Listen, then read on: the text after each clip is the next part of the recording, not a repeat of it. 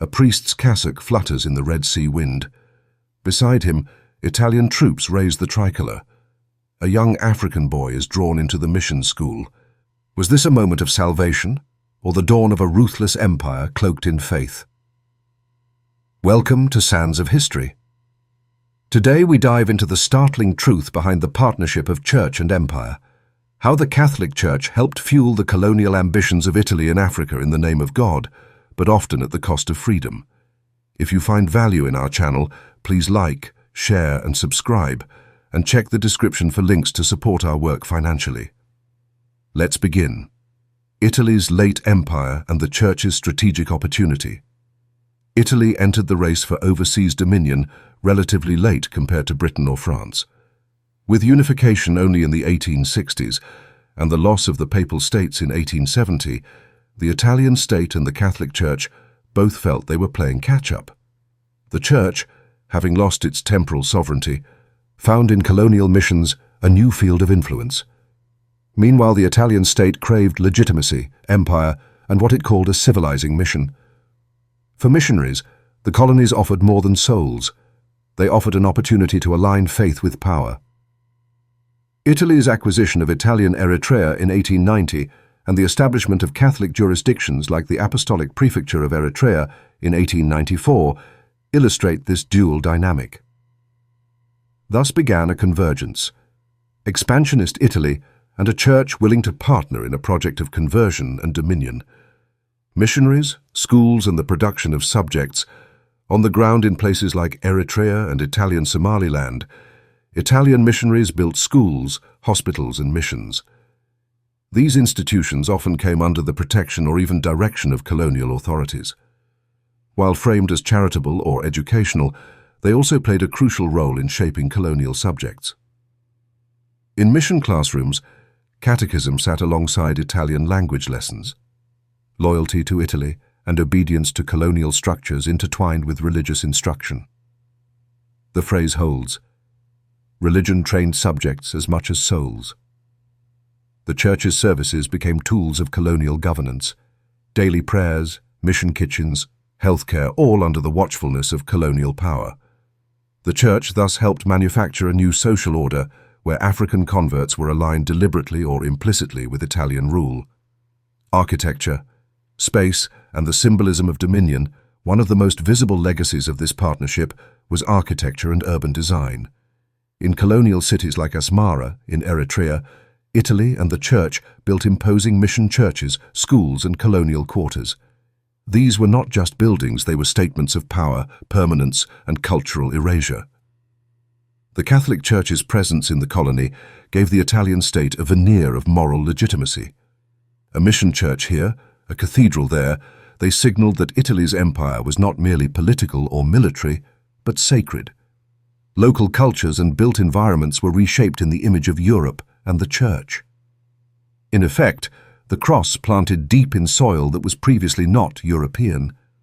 The colonized landscape became a site of conversion, religious and political. The Church-State alliance, treaties, mission and empire. The formal partnership between the Italian state and the Catholic Church was cemented by treaties, concordats and shared ideology. The 1929 Lateran Treaty resolved the Roman question and recognized Catholicism's central role in the Italian nation. At the same time, the Italian colonial project gained a moral backing from church institutions. In Africa, Catholic missions operated with the approval and sometimes direction of the colonial state.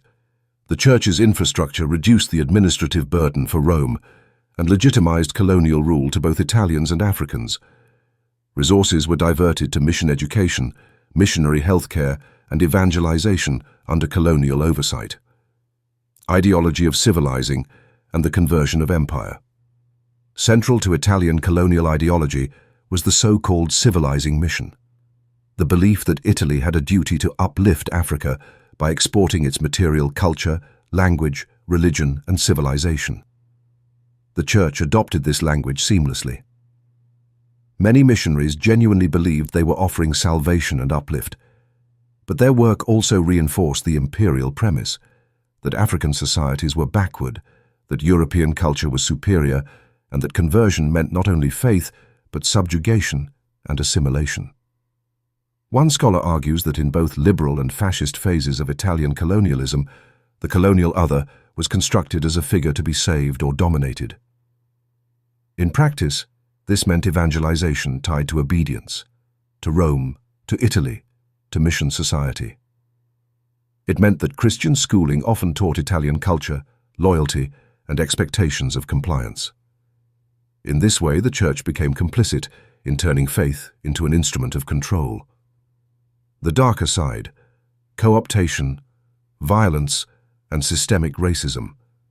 Beneath the mission schools and towering churches lies a darker truth. The Catholic Church's missionary work was not always benign. In Italian colonial territories, conversion was entangled with racial hierarchies, coercion, forced labor, and violence. Under fascist rule, especially after the conquest of Ethiopia in 1936, Italy's colonial project moved from civilization to outright domination.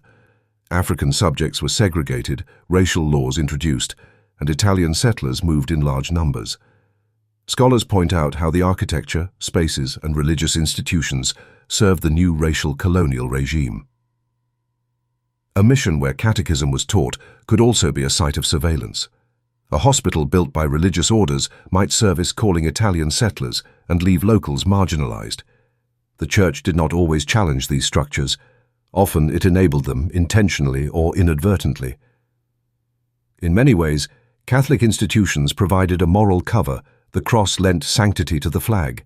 The mission lent innocence to empire. Transition, post-colonial realities, and the Church's reckoning. As the era of empire ended, so too did the Church's easy alignment with colonialism. The Second Vatican Council, Vatican II, of the 1960s marked a shift in missionary theology, a move away from colonial frameworks and towards more authentic dialogue with indigenous cultures. In the former Italian colonies, Catholic institutions had to adjust. The Eritrean Catholic Church, once under Italian missionary control, became locally led and autonomous in recent decades. In Italy, too, the Church faced its colonial past, and the migration of Africans to Europe raised questions about mission, diaspora, and historical responsibility. The symbols of colonial mission buildings, institutions, school curricula still exist, and their legacies shape present-day debates about race, religion, and identity. Why this history matters today, you might ask. Why unpack this hidden history of faith and empire? Because the story reveals how religious institutions can become tools of power. When faith is aligned with state ambition, even noble impulses can become instruments of control. The Catholic Church's role in Italian expansion taught obedience, but also quieted dissent. It cloaked conquest in compassion. Today, in a world where migration, religion, and post-colonial identity remain fraught, understanding these dynamics is vital. The buildings still stand, the school texts still echo, the memories still stir. The civilizing mission is no longer overt, but echoes in how institutions define help, development, and religion in post-colonial spaces. For viewers of Sands of History, this is not merely ancient history, it's a lesson in how power uses faith, how architecture shapes identity, how schooling shapes loyalty. Conclusion: thank you for watching Sands of History. If this video opened your eyes to how the Catholic Church aided and abetted Italian imperial ambition and how faith and empire were inseparable in this chapter, then please like, share, and subscribe. If you believe in our mission to bring these hidden histories to light, you can find links to support us financially in the description.